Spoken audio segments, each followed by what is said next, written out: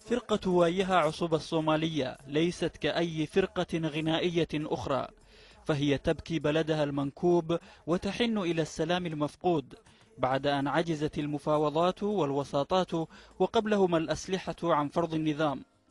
كل ذلك عبر أغاني توزع أشرطتها وأقراصها المدمجة مجانا على الجاليات الصومالية.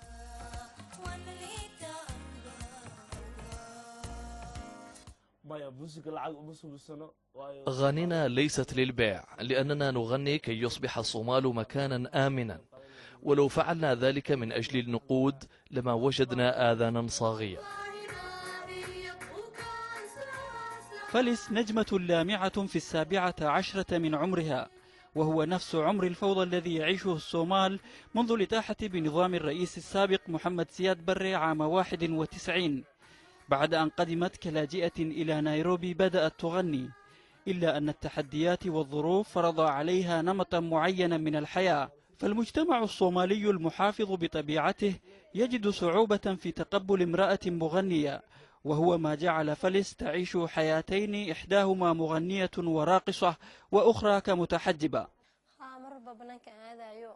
أهلي لا يطلبون مني أن أتوقف عن الغناء، لكن الآخرين إذا رأوني في الشارع سيضربونني، ولهذا أغطي وجهي. كغيرهم من اللاجئين الصوماليين في نيروبي، يتعرض أعضاء فرقة وايها عصب لمضايقات من قبل الشرطة الكينية كما يقولون. إيقاف المعاناة في المهجر والحروب الطاحنة في الوطن الأم يعتبران من أهم الرسائل التي يود هؤلاء الشباب تمريرها للصوماليين. هكذا بعد أن كان جيل الستينات والسبعينات يعيش على حلم ما كان يسمى الصومال الكبير، عاش الجيل الجديد شريدا في بلده بعد أن قسم أمراء الحرب البلاد إلى دويلات والعاصمة إلى كنتونات، ثم جاء عهد المحاكم وعهد الحكومة الانتقالية والغزو الإثيوبي والمعاناة ذاتها أو أشد.